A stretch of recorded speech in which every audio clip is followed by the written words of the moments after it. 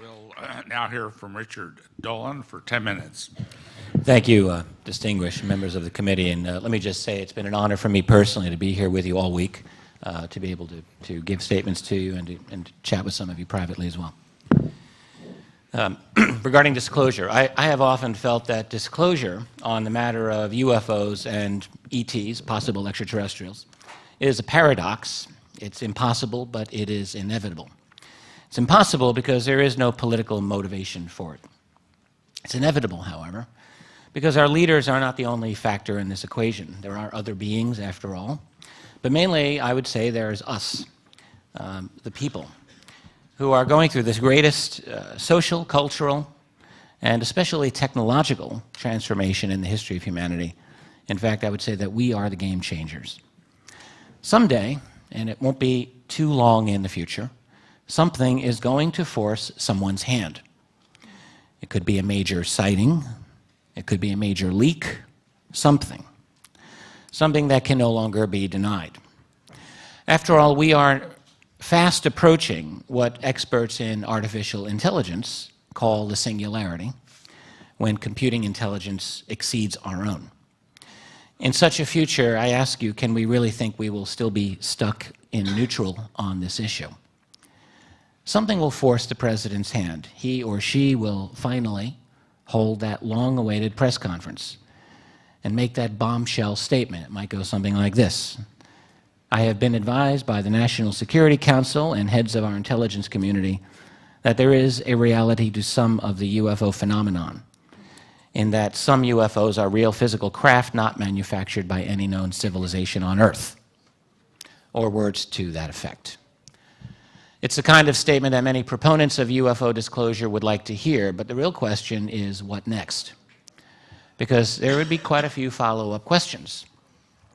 At the top of the list will be questions about who these other beings are and what their agenda or agendas might be. And this will be a very difficult question for any president to answer. In the first place, there is a likelihood that even the leaders of the black budget or breakaway society that have been on top of this for years, they may not even know, or at least not fully. And what if they do know? And moreover, what if at least some of that answer includes information that might be upsetting? Divining the intentions of non-human visitors or permanent residents, whatever they may be, might not be the easiest thing to do. But it's entirely possible, judging from the data we do have, that some of them may not care very much about humanity. Some may not. And what if an agenda has been determined within the intelligence community, and this agenda includes something to do with alleged abduction phenomena? And even if that isn't true, does any president honestly believe he or she can contain rampant speculation along these lines? And even if the intentions of these other beings are said to be neutral or positive, there will clearly be tremendous suspicion by large swaths of humanity. This will not be an easy sell. There will already be a sizable number of people predisposed to interpreting these other beings as nothing less than demonic. Short of bringing one of these entities to a podium and subjecting it to hours and days and weeks of questions by an insatiable public, it's very likely that any moment of disclosure will not satisfy the public the way it would like to be regarding alien motivations. That's only the beginning of the problems. One early and obvious question that will arise, one which will have deep, profound political implications, will be very simple. How have you managed to keep this secret all these years? Consider that our entire society has been told that UFOs do not represent anything truly anomalous, that ETs or aliens are definitely not here on Earth interacting with us, that UFO believers may be well-meaning but had been mistaken about all of that. This has been a mindset embedded within all of our major institutions. Our educational institutions, from primary school through universities and postdoctoral levels, throughout our major news organizations in which an open belief in UFOs is a third rail for one's career, throughout our scientific establishment for sure, and also throughout our political structure. Political careers have been destroyed, or at least severely undermined, by the UFO taint. Remember what happened to Dennis Kucinich in 2008, after it became known that many years before he had seen a UFO. Never mind the fact that the two witnesses he had been with came out and corroborated the sighting. They saw the same thing. All of these institutions and others have treated the UFO topic as nothing more than a joke, something suitable for immature minds. Can it really be that the professors throughout the United States uniformly have dismissed this phenomenon without any cooperation from the intelligence community? Ditto the world of science, politics, and media. Well, no, not when the most modest amount of research shows strong intelligence community influence over all of these institutions. In other words, people will see very clearly that the national security apparatus has created a global culture that has suffocated the truth.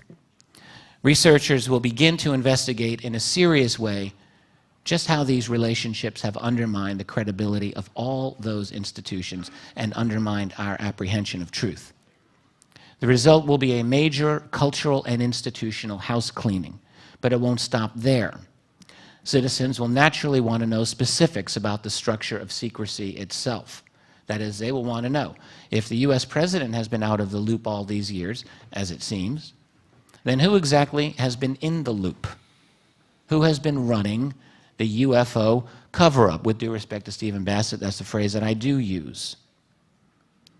If the answer is anything along the lines of my own research so far, it will show that the cover-up has long ago gravitated away from formal presidential authority into international and private hands.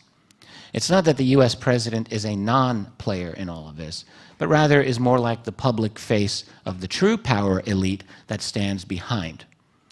We all, I think, have come to understand this when it comes to power in general, and this will likely be the case when we begin a sophisticated analysis of UFO secrecy.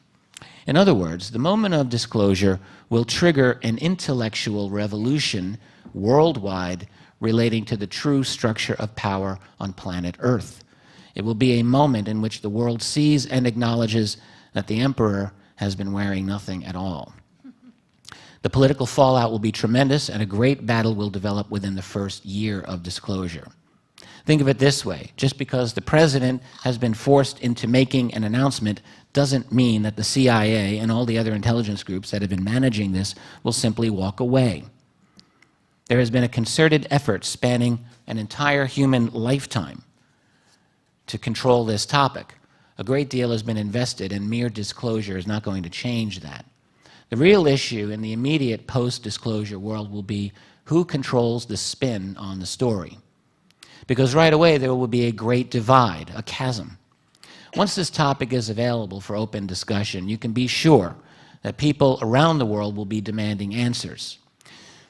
You can be just as sure that on the other side of the fence, information will be handed out as sparingly as possible. Government spin doctors will be out in great numbers trying to control the situation according to national security policy, although this time independent UFO searchers may get a public hearing that they hadn't gotten before. If the official spokespersons are making misleading or false statements, it's going to be a bit easier post-disclosure for independent researchers to point this out, because this time the world will be much more likely to listen. And there will be many, many more investigators into this topic after disclosure than there are today. How all that will turn out, only time will tell. There are so many other messy issues relating to global finance, energy, truth commissions, lawsuits, cultural transformations, cultural wars, religious and spiritual changes, scientific paradigm shifts, and ultimately geopolitical changes that will allow us to meet the challenge of, shall we call them others, here on planet Earth in some sort of coordinated, hopefully logical manner, and even more hopefully in some way that answers to the people rather than a handful of elite human players. And for that, we will need a groundswell of public pressure from below and tremendous political energy, ethics, and courage to take on the black budget culture that has dominated this subject for so long, and to begin a long, hard fight to reclaim some measure of freedom and dignity for humanity while we begin a new, better, and more mature phase of our existence. Thank you. Thank you, Mr. Dolan.